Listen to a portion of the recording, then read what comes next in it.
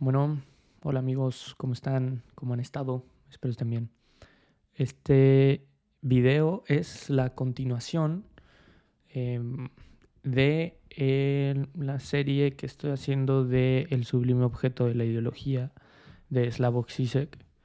Em, bueno, ya hice el primer episodio em, acerca de el síntoma, ¿no? Que es el primer capítulo, ¿no?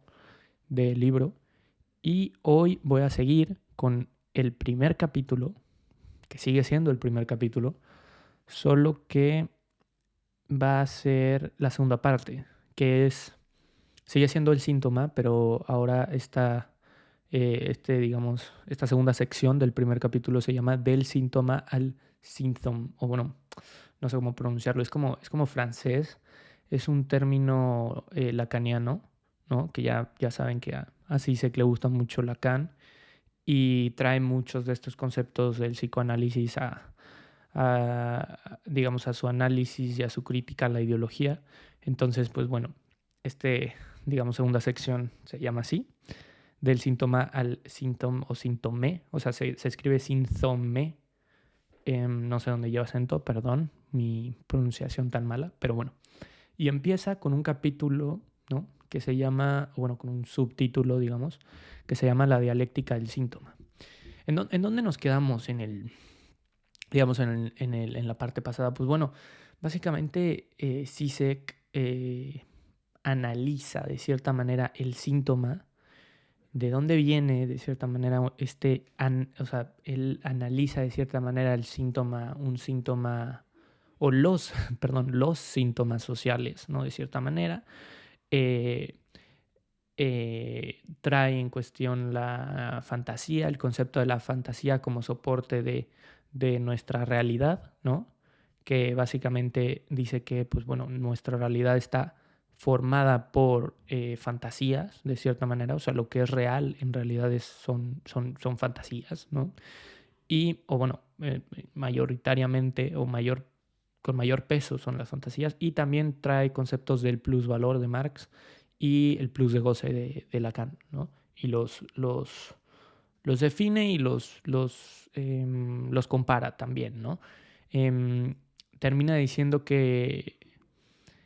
em, que pues sí, que básicamente está relacionado de cierta manera. O sea, la contribución muy interesante de Lacan, digo, la de Zizek a la crítica de la ideología, que pude llegar a ver en este segundo capítulo, bueno, en esta segunda parte del primer capítulo, es precisamente el plus de goce, que él trae este concepto justamente digamos que para desarrollar más la crítica a la ideología, ¿no? De cierta manera. Pero bueno, este capítulo empieza con la dialéctica del síntoma, que dice, bueno, básicamente aquí tengo una referencia de Lacan, ¿no? Que de hecho, déjenme, ahí está. Que básicamente dice que el síntoma se nos presenta primero como una huella que nunca será más que una huella y que siempre permanecerá incomprendida hasta el momento en que el análisis haya avanzado suficientemente y hasta el momento en que hayamos comprendido su sentido. O sea, en este sentido, Lacan define el síntoma, ¿no? Y bueno, también viene con bueno, digamos, definiendo Zizek con esta perspectiva lacaniana y algunas otras de él, lo que es el síntoma, ¿no? Pero básicamente ahorita va justamente a tocar ciertos puntos. Aquí tengo anotados ciertos puntos, ¿no? Que dice que el inconsciente está hecho de fijaciones imaginarias que no pudieron ser asimiladas al desarrollo simbólico de la historia del sujeto. Es algo que gracias al progreso simbólico que tiene lugar en el análisis habrá sido. Entonces, de cierta manera, los síntomas son huellas sin sentido, eh, y su significado no se descubre excavando en la oculta profundidad del pasado, sino que se construye retroactivamente. Esto es algo muy de Zizek, ¿no? De lo de repetición, que ahorita vamos a ver, pero también lo de retroactivamente, ¿no? Como el sentido retroactivo que tenemos, sobre todo en el análisis y, sí, pues en el psicoanálisis en este caso, ¿no? Y pues sí, en la terapia, ¿no? Y sobre todo, justamente cuando estamos viendo cuestiones de estas, como por ejemplo el síntoma, ¿no? El saber, dice, el saber de la transferencia. Aquí sí se va a empezar a traer justamente conceptos del análisis. ¿Qué es la transferencia? Pues bueno, básicamente la transferencia, bueno, muchas personas y seguramente psicoanalistas lo van a definir de diferente manera, pero hasta cierto punto es, está relacionado, digamos, con el saber que tiene el sujeto, o bueno, el analizado sobre el analizante. De cierta manera, vamos al análisis, ¿no? Sí, al análisis, justamente porque creemos que el analista tiene o sabe algo de nosotros que nosotros no sabemos.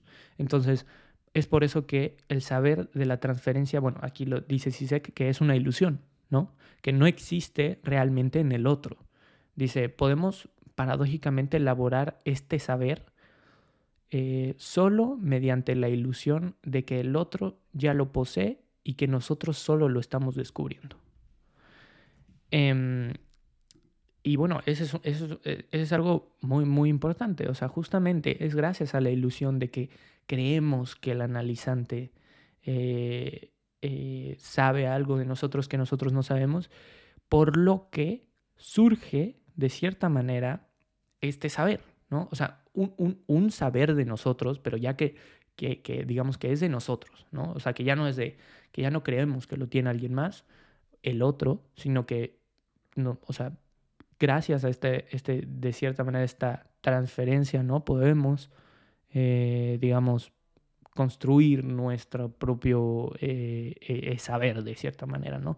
La verdad, y bueno, aquí es otro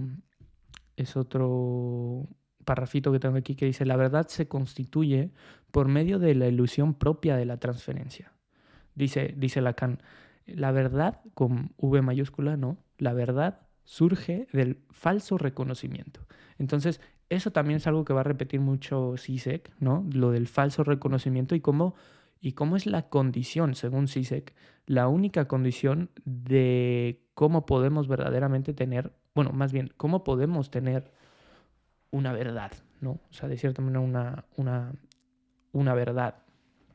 Dice, la ilusión inicial del sujeto consiste en olvidar, simplemente incluir en la escena sus propios actos o su propio acto.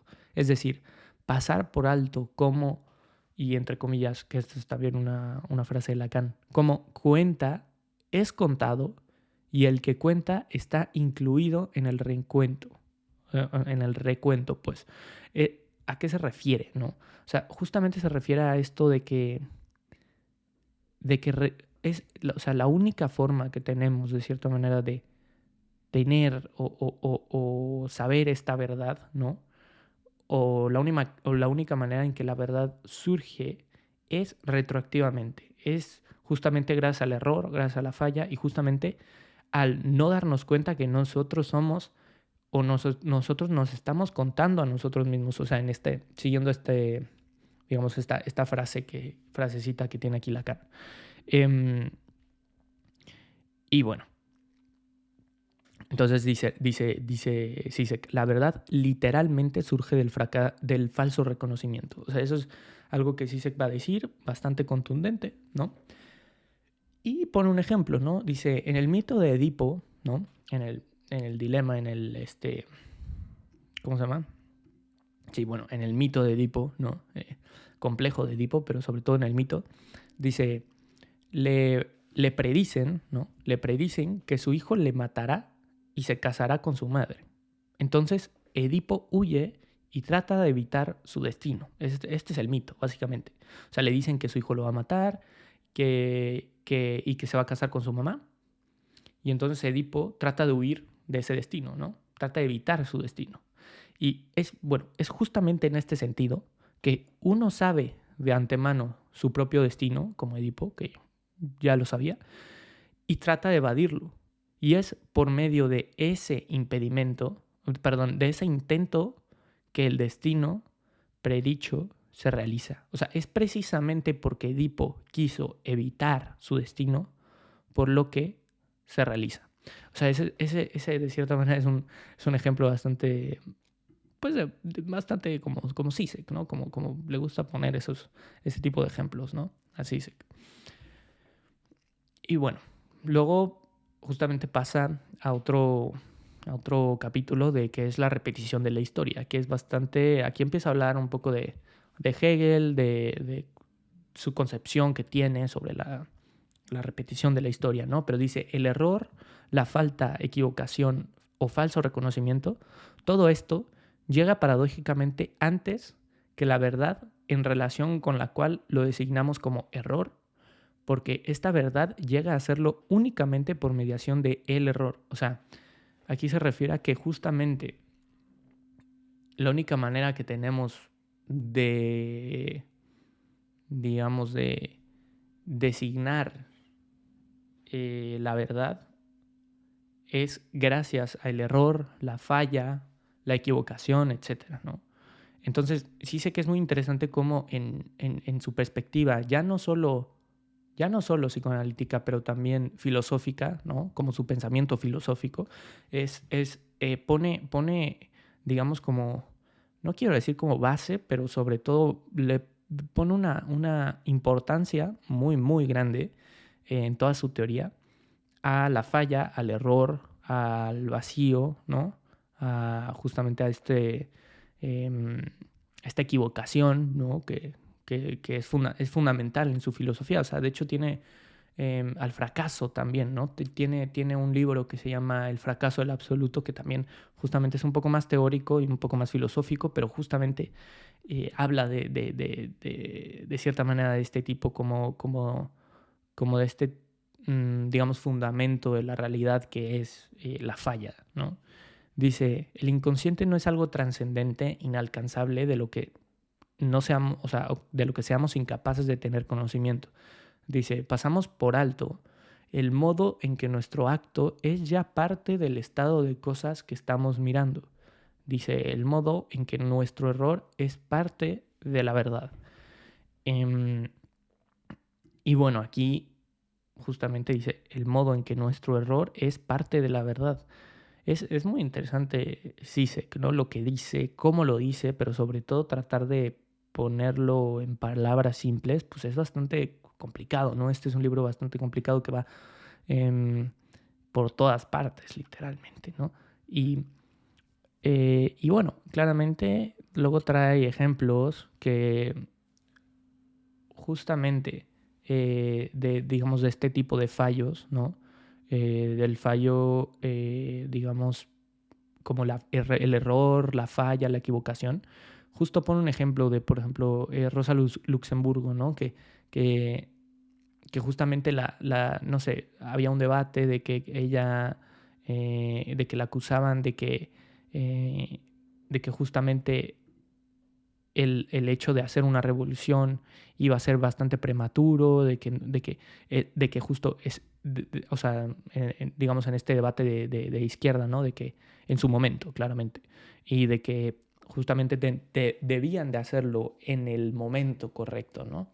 Y entonces dice que la respuesta de Rosa Luxemburgo en este momento fue precisamente em, que justo este tipo de tomas de poder, ¿no? O sea, este tipo de revoluciones y estas tomas de poder son necesariamente prematuras. Dice, las primeras tomas de poder son necesariamente prematuras. Dice, si esperamos el momento adecuado, nunca viviremos para verlo porque este momento adecuado no puede llegar sin que las condiciones subjetivas de la madurez de la fuerza revolucionaria, o sea, el sujeto, se cumplan. Es decir, solo puede llegar después de una serie de intentos prematuros fallidos, ¿no? Eso es lo que Zizek siempre va a recalcar, esos intentos fallidos de no solo del sujeto, sino de la realidad misma, ¿no? En distintos niveles. Y bueno, habla de la verdad, que la verdad surge así pues del propio fracaso. Dice, la verdad solo surge del propio fracaso. O sea, ya no solo del falso, de cierta manera, del falso reconocimiento, sino que ahora surge del propio fracaso. O sea, lo lleva un poco más allá para definirlo como literalmente que emerge del fracaso. Dice, al fallar, al errar, su meta expresa, y pone el ejemplo, ¿no? Del asesinato de César, pues cumplió la tarea que le habían asignado de manera maquiavélica a la historia. O sea, es decir, este pasaje de César, de el nombre de un individuo, ¿no? O sea, el nombre de alguien, a César el título del emperador romano. Dice, César persona se repite como César título. Y entonces es interesante cómo va a definir este tipo de repetición, ¿no? En la historia. O sea, y lo importante que es la repetición para Zizek pues en su filosofía y sobre todo en su teoría, ¿no? Dice, la repetición es el modo en que la necesidad histórica se afirma a los ojos de la opinión, ¿no? Opinión entre comillas, ¿no? ¿A qué se refiere? Pues, bueno, básicamente justamente a que algo se repita, ¿no? Es la forma en que la historia se afirma como necesaria o se posiciona como necesaria, o sea, como algo que tuvo que pasar, o sea, como que algo que va más allá de nosotros, ¿no? Y que básicamente que nos enseña la necesidad de de la realidad, que se afirma a los ojos de las personas que nada más piensan que, no, pues es que esto es así o es allá. O sea, la repetición es como de cierta manera la afirmación de la realidad misma, ¿no? Que la realidad se afirma a ella misma ante nuestros ojos, básicamente, ¿no? Y dice, pero esta idea de repetición descansa en el supuesto epistemológicamente ingenuo de una necesidad histórica objetiva. Dice, que tiene razón, ¿no? Dice que persiste independientemente de la conciencia y se afirma finalmente por medio de la repetición.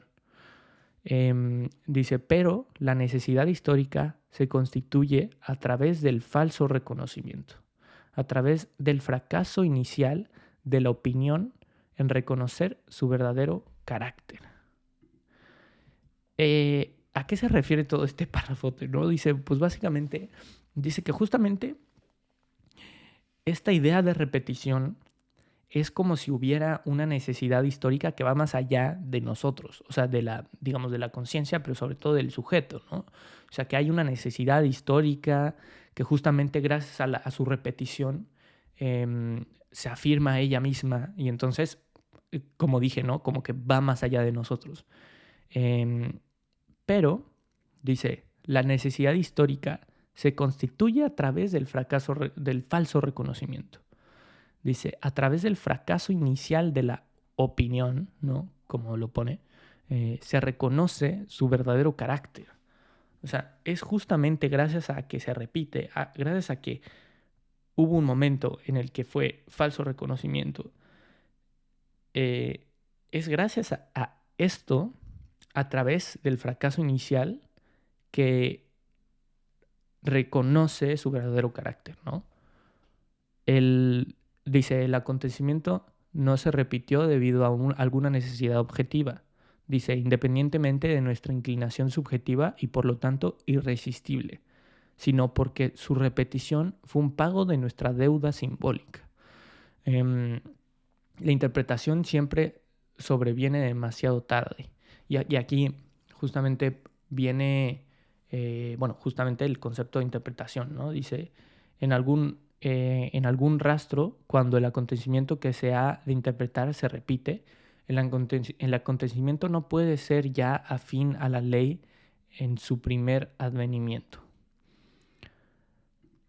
Dice, la repetición siempre sobreviene demasiado tarde, con algún retraso, cuando el acontecimiento que se ha de interpretar se repite. Básicamente es lo que yo extraigo de aquí es justamente la relevancia de la interpretación para Zizek, ¿no? O sea, la relevancia de que, no solo de la interpretación, pero más bien de que la interpretación siempre viene tarde, ¿no? Como esta frase de Hegel que decía como el búho de Minerva siempre, no sé, vuela al anochecer, no sé, algo así. Pero es justamente eso, ¿no? Em, que siempre vamos tarde. O sea, siempre suceden cosas y nosotros, o sea, retroactivamente las conocemos, las interpretamos, las cuestionamos, pero eso es ya después de que pasaron todo este tipo de cosas, ¿no?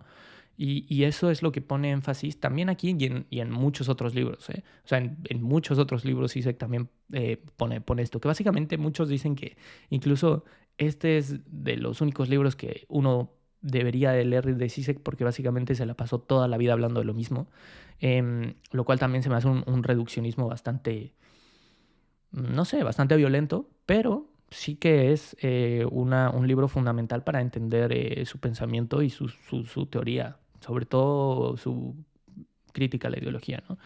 Em, y bueno, luego pasamos a otro capítulo que se llama El síntoma en tanto que real.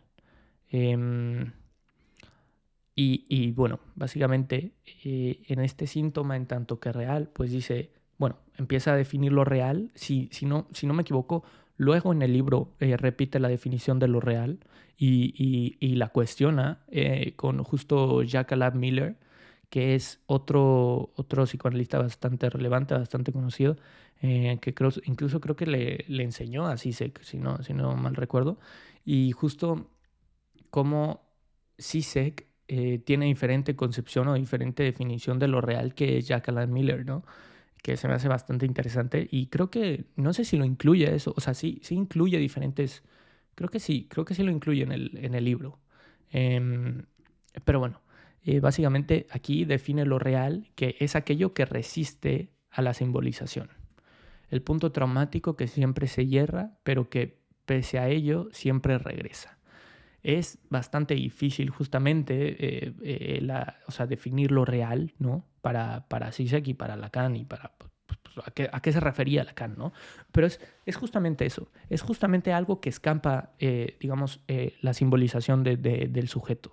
O sea, de cierta manera, algo que siempre, justamente, que siempre hierra, ¿no? Que siempre se falla, ¿no? O sea, como que hay algo que se nos escapa, ¿no?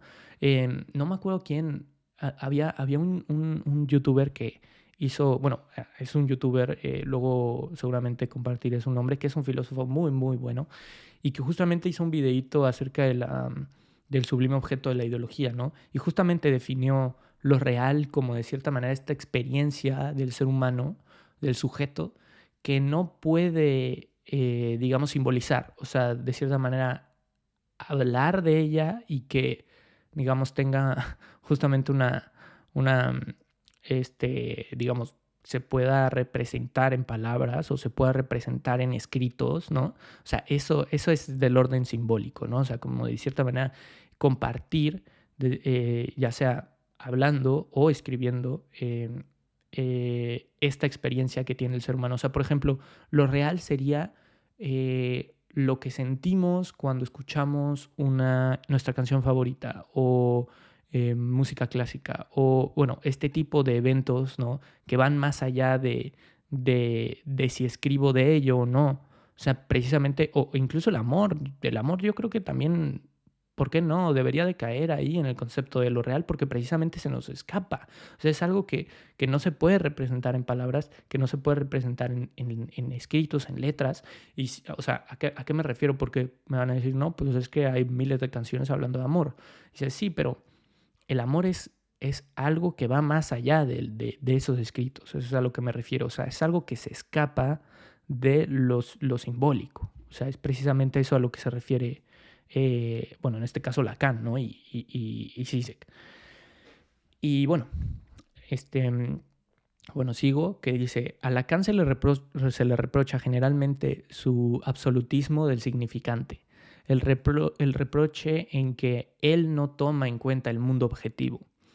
Y bueno, la respuesta, dice Zizek, la respuesta de Lacan es que no solo el mundo no existe, sino que, bueno, no solo el mundo objetivo no existe, sino que tampoco existe el lenguaje y el sujeto. Y aquí se van a quedar como la cara de qué está hablando, ¿no? O sea, bueno, dice, el gran otro, ¿no? El gran otro, el orden simbólico como una totalidad congruente, cerrada, no existe. Dice, el sujeto también está tachado, bloqueado, un vacío, un lugar vacío en la estructura del significante. Bueno, aquí lo que se refiere sí sé que es básicamente que para Lacan no existe justamente este mundo objetivo, ni siquiera justamente, ni siquiera el gran otro como congruente. ¿A qué se refiere el gran otro? Porque si bien hay cosas que conocemos o que conoce el sujeto de cierta manera, o sea, lo que cada uno conocemos como em, justamente, o sea, el lenguaje, em, la ley, lo que deberíamos hacer, lo que nos enseñan nuestros padres, no sé, como este gran otro, dice, no existe como, o sea, este orden simbólico justamente, como una totalidad congruente, cerrada, ¿saben? O sea, como completa, ¿no? Como totalidad, no existe. O sea, básicamente,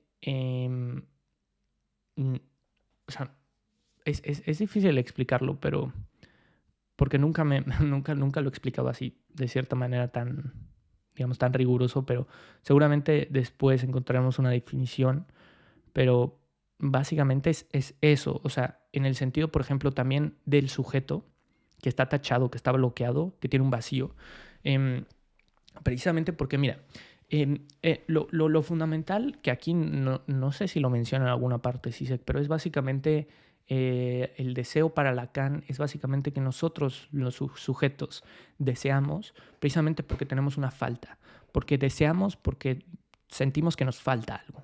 O sea, queremos algo porque sentimos que nos falta algo para ser llenados, ¿no? Para sentirnos llenos, satisfechos en nuestra vida. Entonces, por eso vamos a la vida y vamos en busca de diferentes metas, ¿no? Precisamente para llenar ese vacío. Entonces, en ese sentido, es al que se refiere Lacan con que el sujeto tiene un vacío. O sea, esa falta se refiere a ese vacío en el que rodea nuestra realidad. O sea, y lo más interesante es que ese vacío, por más que uno consiga lo que quiera conseguir, por más que uno vaya y sea millonario y vaya y consiga el trabajo que quiere conseguir, nunca se va a llenar, precisamente porque pues es la condición del ser humano, o sea, es la condición del sujeto para que pueda existir como tal, ¿no? O sea, eso es lo que plantea Lacan en su propuesta psicoanalítica, ¿no? Digamos, orientada al deseo. Y precisamente, pero es interesante porque el deseo del sujeto está estructurado de cierta manera o está ordenado gracias al deseo del otro. ¿A qué se refiere? A que justamente lo que yo deseo no es solo un deseo en el vacío, como de, pues yo quiero ser millonario, ¿no? Y tener mi oficina en McKinsey y en Nueva York, lo que sea, da igual, en una consultora gigante, en un banco gigante, lo que sea. No es ese deseo aislado, como de que no nada más salió de mí, ¿no? O sea, es precisamente el reconocimiento de los demás, o sea, es decir, del otro, ¿no? Es que este otro con O mayúscula, pues es bastante grande, porque no son solo las otras personas o otra persona, ¿no? Sino va más allá, pero piénsenlo de esa manera un poco más simple, digamos, para que se pueda entender que justamente es el reconocimiento de los demás que yo digo, pues quiero eso precisamente porque ahí me voy a sentir lleno o sea, en el momento en el que los demás me reconozcan como tal. O sea, como esa persona que está ahí, que trabaja ahí, que tiene su oficina aquí, que es millonario o que consiguió lo que quiso conseguir, ¿saben? O sea, no es solo nosotros mismos, o sea, es el deseo de ser reconocido. Entonces, precisamente, dice Lacan que ese gran otro, ¿no? Ese otro o sea, tampoco existe en el mismo sentido, en el que tampoco es congruente, o sea, tampoco es total, es lleno, o sea, tampoco es alguien que nos va a llenar, básicamente, y que tampoco está lleno. O sea, el otro también está tachado, o sea, el otro también digamos que, de cierta manera, partido, fallido, ¿saben? Y luego lo va a definir en el grafo, creo que sale un poco mejor explicado, pero bueno, espero no me haya salido tanto de las definiciones, pero bueno. Y entonces, bueno, sigue Zizek, ¿no? Que dice, si el mundo, el lenguaje y el sujeto no existen, ¿qué es lo que sí existe? ¿Qué es lo que confiere a los fenómenos existentes su congruencia? Y bueno, dice que Lacan, básicamente, la respuesta a Lacan dice que es el síntoma, ¿no? Dice, el gesto fundamental del postestructuralismo es deconstruir toda entidad sustancial, disolver la identidad sustancial de una red de relaciones no sustanciales, diferenciales. Dice, siempre que hay una estructura simbólica, está estructurada en torno a un cierto vacío. Básicamente, yo creo que eso es lo fundamental del postestructuralismo, ¿no? Que justamente trata de disolver toda sustancia de cualquier cosa. O sea, básicamente como no, o sea, trata de poner esta posición, digamos, de estructura en un cierto vacío. O sea, como una estructura que no tiene estructura, de cierta manera, ¿no? O sea, que no está estructurada en nada, ¿no? Lo cual es interesante, ¿no? Y luego dice, el síntoma entonces surge donde la palabra falla. Dice, donde el círculo de la comunicación simbólica se ha roto. Donde el circuito de la comunicación simbólica se ha roto. Es una especie de prolongación de la comunicación por otros medios. En la cura psicoanalítica, dice, el síntoma siempre está dirigido al analista. Siempre está dirigido al analista. Dice, el síntoma implica el campo del gran otro como congruente, completo, porque su misma formación es un llamado al otro, el cual contiene su significado. Básicamente es eso. O sea, básicamente el síntoma emerge precisamente porque su formación es un llamado justamente al otro. O sea, quiere decir, o sea, como yo lo entiendo es que justamente el síntoma implica que hay un gran otro el cual puede o tiene la respuesta para mi síntoma, de cierta manera, ¿no? O sea, por eso dice que implica un gran otro congruente, completo, etc. Pero lo más interesante es que aquí dice, el sujeto no está dispuesto a renunciar a su síntoma. O sea, dice que ama a su síntoma como más que a sí mismo. Es una definición lacaniana, si no me equivoco. Y es súper interesante porque, de cierta manera, aunque uno entienda que el gran otro igual está tachado, ¿no? Como el sujeto que también está tachado, uno nunca deja de renunciar a su síntoma, ¿no? Un sujeto, o sea, alguien, no estamos dispuestos a renunciar a nuestro síntoma porque lo amamos más que a nosotros mismos. Entonces, pues justamente, o sea, es que como que es raro, ¿no? Porque si renunciamos a nuestro síntoma, pues que como que como que de cierta manera pierde sentido, ¿no? Es algo bastante raro, es algo bastante raro. Cuando formamos los síntomas, cuando confrontamos los síntomas del paciente, hemos de interpretarlos primero y penetrar a través de ellos hasta la fantasía fundamental como el núcleo del goce que está bloqueando el movimiento ulterior de la interpretación. Dice, después hemos de dar el paso crucial de atravesar la fantasía, de obtener distancia con respecto a ella, de experimentar que la formación de fantasía solo enmascara, llena un cierto vacío, falta o lugar vacío en el otro. Y dice, como damos razón de los pacientes cómo damos razón de los pacientes de quienes no cabe duda que han atravesado su fantasía, que han obtenido distancia del marco de fantasía de su realidad, pero cuyo síntoma clave todavía persiste. Y luego sí se responde que hay que ir más allá de la fantasía. Y es por eso que empieza a definir el síntome, o como lo llame, ¿no? Que apenas, llevo ya media hora y apenas sí sé que está definiendo el síntome, ¿no? Pero bueno, pues justamente aquí Pues básicamente dice que hay que atravesar este síntoma hasta la fantasía fundamental como el núcleo del goce que está bloqueando el movimiento ulterior de la interpretación. O sea, básicamente, pues entiendo que justamente es de cierta manera una interpretación distinta del paciente, por lo cual es necesario, digamos, confrontar sus síntomas, ¿no? O sea, pensando como en en el analista, ¿no? A ver, déjame tomar un poco de agua. Y bueno, aquí empieza Zizek a definir justamente el síntoma o el síntoma.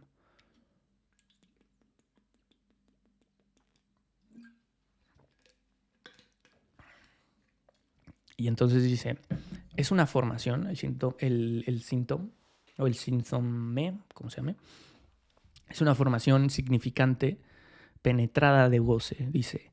Es un significante como portador de joy sans. Que joy sans es otro concepto lacaniano, ¿no? Que creo que lo escribí mal. Sí. Y bueno, dice goce en sentido. Dice, síntome es el único soporte positivo de nuestro ser. Dice, el único punto que da congruencia al sujeto. Y entonces dice, el síntoma es el síntoma, no el síntome. Dice, el síntoma es el modo en que nosotros, los sujetos, evitamos la locura.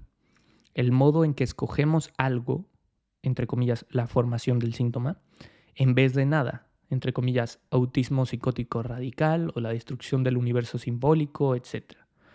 O sea, por medio de vincular nuestro goce a una determinada formación significante, simbólica, que asegura un mínimo de congruencia a nuestro ser en el mundo. ¿A qué se refiere con todo esto? Bueno, yo podría decir, y bueno, ahorita paso al siguiente párrafo, que de cierta manera, como que es bastante paradójico, ¿no? Pero yo entiendo, bueno, voy a leer el siguiente párrafo para que entiendan un poco más. Dice, por ello, la definición lacaniana última del fin del proceso psicoanalítico es la identificación con el síntoma. El análisis llega a su fin cuando el paciente es capaz de reconocer en lo real de su síntoma el único soporte de su ser. Te has de identificar, bueno, esto yo lo escribí así, ¿no? Pero te has de identificar con el lugar en el que tu síntoma ya estaba. En su particularidad patológica, entre comillas, has de reconocer el elemento que da congruencia a tu ser.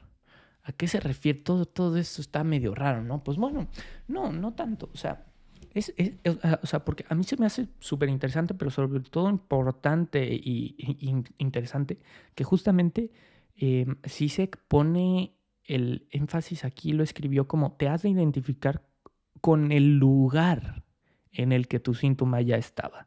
O sea, eso para mí se me hace crucial porque precisamente no siento que sea que te tengas que identificar con tu síntoma, sino que más aún, a mí me parece, a ver, aquí ya yo estoy interpretando, ¿no? Pero dice este, que nos hemos de identificar con el lugar en el que nuestro síntoma está o estaba, ¿no? Justamente en su particularidad patológica, debemos de reconocer el elemento que da congruencia a nuestro ser.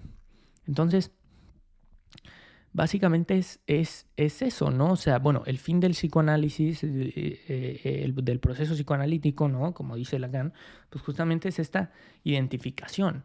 Y es como, es interesante, ¿no? Como que justamente lo que da congruencia, ¿no? De cierta manera a nuestro ser, ¿no? A nuestro ser es, de cierta manera, hasta cierto punto, el lugar que tienen nuestros síntomas en nosotros, ¿no? O sea, no estoy seguro si el síntoma como tal, como dice Lacan, ¿no? La identificación con el síntoma, o más bien con el lugar en el que nuestro síntoma está o estaba. Que es distinto, ¿no? Esto es algo que a mí me interesa bastante, ¿no? Que se me hace bastante interesante, por eso hago este tipo de preguntas, pero bueno, justamente es precisamente eso, ¿no? Y también creo que en otro libro, en el Plus de Goce de Zizek, al final también tiene, pues creo que en este libro también tiene este tipo de definiciones del fin del psicoanálisis, ¿no? Como que justamente aceptar la incongruencia del sujeto, ¿no? De cierta manera. Y bueno, dice, hemos de creer, ¿a qué viene todo esto relevante con la ideología, ¿no? De cierta manera.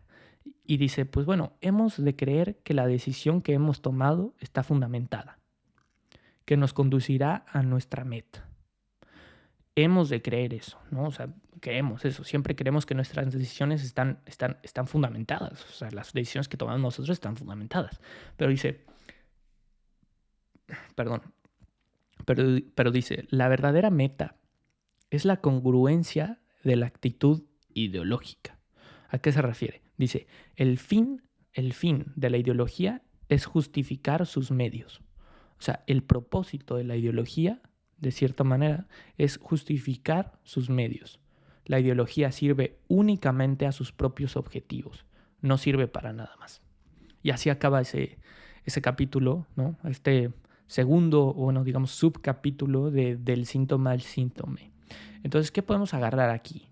Pues justamente podemos pensar en las diferentes definiciones del síntoma, ¿no? O sea, lo que se refiere Zizek y Lacan con el síntoma, ¿no? En el que justamente son algo de lo que debe ser interpretado, ¿no? O sea, en psicoanálisis. Lo que se me hace, justamente ya he dicho en el episodio pasado interesante, es que Zizek usa esto en un ámbito social. O sea, en un ámbito mucho más grande. Pero no está tan mal porque, o sea, a ver, no digo que lo justifique, ¿no? Sino que lo que me gusta es que saca directamente, digamos, frases de Lacan, o sea, directamente lo que dice Lacan. Eso es por lo que podemos tener un poco más digamos, de contenido, no sé si de contenido, pero de información relevante y, digamos, argumentos que dijo Lacan, ¿no? O sea, que no son de cierta manera una interpretación de Zizek, ¿no? Que sí, luego hace sus interpretaciones, pero yo trato de traerles muchas veces frases que dicen pues justamente em, pues no sé, los filósofos o psicoanalistas en este caso, como Lacan, ¿no? Como Hegel, etc. Entonces justamente yo creo que podemos rescatar justamente el concepto del síntoma, de cómo la verdad, según, o sea, en términos de Zizek, surge de un falso reconocimiento. Muchas veces pone muchos ejemplos, ¿no? Luego lean justamente ese capítulo de la dialéctica del síntoma y van a ver que pone muchos ejemplos bastante interesantes. Creo que pone uno de una pareja, ¿no? Que justamente, no sé, como que se separan y luego se dan cuenta como de que se amaban, ¿no? Cosas así. Y luego también el complejo de Edipo. Entonces, justamente, que la verdad surge del falso reconocimiento, pero también al mismo tiempo la verdad surge del propio fracaso, ¿no? Como que de la falla que hace que necesariamente se tiene que repetir para que surja la verdad. O sea, que necesariamente tiene que suceder esa falla, ese error, para que surja la verdad. Y a ver, eso también puede ser algo bastante, no sé, reduccionista tal vez. Es otra perspectiva. No quiero aquí juzgar lo que dice Zizek, ¿no? Es bastante interesante, pero también no sé, porque justamente leí un libro acerca, creo que era de el psicoanálisis en el siglo XXI, no me acuerdo si era aforismos lacanianos, uno de esos dos, luego se los traigo, ¿no? Y que justamente tiene una tablita muy sencilla, pero que dice como de, bueno, pues es que hay veces que la verdad digamos, de un axioma verdadero se deduce otro, digamos, verdadero, una conclusión verdadera. Pero puede que de de una argumentación falsa, perdón, de una argumentación verdadera también surja una conclusión falsa. O sea, y sale de lo verdadero, puede salir una conclusión verdadera, se puede concluir una conclusión verdadera, de una, digamos, argumentación verdadera se puede concluir una conclusión falsa, o podemos terminar con un argumento falso, pero también dice, de un argumento falso también se puede deducir una conclusión falsa, pero dice, y lo que muchas veces, y de lo que muchas veces, de lo que muchas veces no se contempla, pero al mismo tiempo de lo que el psicoanálisis contempla meticulosamente, es que desde un argumento falso se puede deducir una conclusión verdadera. Y bueno, eso me dejó pensando bastante, ¿no? Dije, qué locura es esto, o sea, ¿de qué me estás hablando, no? Bueno, también es otro digamos, approach al psicoanálisis, ¿no? Ahí viene también bastantes definiciones distintas, pero un poco más, no, bueno, que igual son parte muy, muy psicoanalíticas lacanianas, ¿no? De que, no sé, creo que era, bueno, el significante significado, ¿no? La cadena de significantes, metonimia, metáfora, todos estos conceptos, ¿no? También es bastante interesante esos libros, se los recomiendo. Pero bueno, eso podemos rescatar. Y también digamos, la repetición como necesidad histórica, pero de cierta manera, sin excluir al sujeto, como tengo entendido que quiere hacer Zizek, ¿no? O sea, no excluir el sujeto, porque dice que la necesidad histórica se constituye a través del falso reconocimiento, pero también a través del fracaso inicial de la opinión en reconocer su verdadero carácter. Entonces, pues sí, y también la interpretación, como siempre, viene después de los actos que suceden o que emergen, ¿no?, en la realidad. Y bueno, también la la incongruencia que existe del sujeto, del gran otro, ¿no?, que están los dos tachados, del lenguaje, ¿no?, de cierta manera de todo esto, que no existe, como dice Lacan, no existe el sujeto, no existe el lenguaje, no existe el mundo objetivo, etc. Simplemente, pues justamente, interpretaciones, órdenes que no son congruentes, ni están cerrados, ni son de cierta manera completos, ¿no?, que simplemente justamente están abiertos, justamente están tachados, ¿no?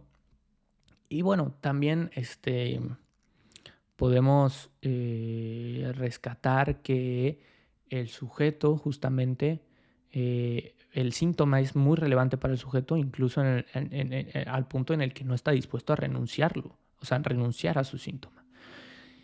¿Y cómo pasa del síntoma al síntome, ¿no? En el sentido en el que justamente el síntome lleva de cierta manera un goce, o sea, de cierta manera un significante penetrado de goce, ¿no? Un significante comportador de joy sans.